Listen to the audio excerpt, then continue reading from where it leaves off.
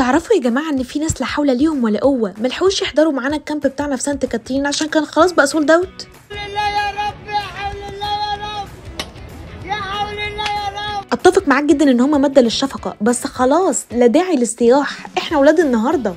الكامبس اللي جاية لسه كتيرة جدا، اهم حاجة بس السرعة في اتخاذ القرار. يعني الجمل ده اسرع منك بكتير في اتخاذ القرارات.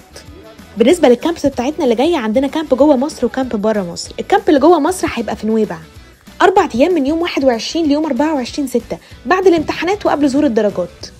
أما بقى بالنسبة للكامب اللي بره مصر فهنروح جورجيا، حيث الجبال والهضاب والطبيعة الخلابة، بس ده بعد ما الدرجات تطلع للأسف. ومش قادرة أقول لكم إن طفل يخوض تجربة إنه يسافر لوحده بره مصر هتبقى تجربة حلوة إزاي، كذكريات عمرها ما هتتمحي من باله، أو تجربة تخليه يعتمد على نفسه العمر كله. هنستناكم تبعتوا لنا عايزين استفسارات عن انهي كامب، بس اهم حاجه بس بفكركم السرعه في اتخاذ القرار. مع السلامه. تعرفوا يا جماعه ان في ناس لا حول ليهم ولا قوه ملحقوش يحضروا معانا الكامب بتاعنا في سانت كاترين عشان كان خلاص بقى سولد اوت. الله يا رب، يا حول الله يا رب، يا حول الله يا رب. اتفق معاك جدا ان هما ماده للشفقه، بس خلاص لا داعي للاستياح، احنا ولاد النهارده. الكامبس اللي جايه لسه كتيره جدا، اهم حاجه بس السرعه في اتخاذ القرار. يعني الجمل ده اسرع منك بكتير في اتخاذ القرارات. بالنسبه للكامبس بتاعتنا اللي جايه، عندنا كامب جوه مصر وكامب بره مصر. الكامب اللي جوه مصر هيبقى في نويبع 4 أيام من يوم 21 ليوم 24/6 بعد الامتحانات وقبل ظهور الدرجات. اما بقى بالنسبه للكامب اللي بره مصر فهنروح جورجيا، حيث الجبال والهضاب والطبيعه الخلابه، بس ده بعد ما الدرجات تطلع للاسف.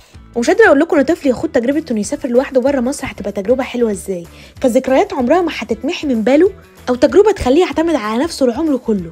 هنستناكم تبعتوا لنا عايزين استفسارات عن أنهي كامب، بس أهم حاجة بس بفكركم السرعة في اتخاذ القرار. مع السلامة. تعرفوا يا جماعة إن في ناس لا حول ليهم ولا قوة ملحقوش يحضروا معانا الكامب بتاعنا في سانت كاترين عشان كان خلاص بقى سولد اوت. الله يا رب، يا حول الله يا رب، يا حول الله يا رب. اتفق معاك جدا ان هما ماده للشفقه، بس خلاص لا داعي للاستياح، احنا ولاد النهارده. الكامبس اللي جايه لسه كتيره جدا، اهم حاجه بس السرعه في اتخاذ القرار. يعني الجمل ده اسرع منك بكتير في اتخاذ القرارات. بالنسبه للكامبس بتاعتنا اللي جايه، عندنا كامب جوه مصر وكامب بره مصر. الكامب اللي جوه مصر هيبقى في نويبع 4 أيام من يوم 21 ليوم 24/6 بعد الامتحانات وقبل ظهور الدرجات. اما بقى بالنسبه للكامب اللي بره مصر فهنروح جورجيا، حيث الجبال والهضاب والطبيعه الخلابه، بس ده بعد ما الدرجات تطلع للاسف. ومش قادرة أقول لكم إن طفل يخوض تجربة إنه يسافر لوحده بره مصر هتبقى تجربة حلوة إزاي، كذكريات عمرها ما هتتمحي من باله، أو تجربة تخليه يعتمد على نفسه العمر كله. هنستناكم تبعتوا لنا عايزين استفسارات عن أنهي كامب، بس أهم حاجة